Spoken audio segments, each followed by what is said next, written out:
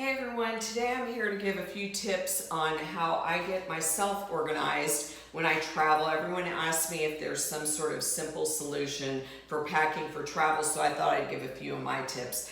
The first tip I have is I'm a contact lens wearer and I also have dry eyes, so I always have all my eye products in one bag that I can take on my carry-on with me because I would never pack this because if they lose my luggage, I'm in big trouble. So that's the first thing. I keep like items together. This is eyes. If you see my hair, you see I have a lot of hair care products, and so I keep all my hair ties, clips, hair sprays, anything to do with my hair in one big plastic container and zip it up. And these are my favorite.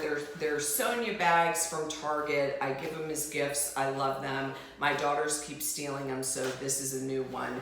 And they're great because they have different compartments. They work for me. They fit everything that I need to travel. I zip it up and go. This is for my brushes, and I use the center for all my samples. I love getting sample sizes at the makeup counters and getting skincare products, so I just take little sizes and bring them with me in no more bulky containers. I hope these tips were helpful.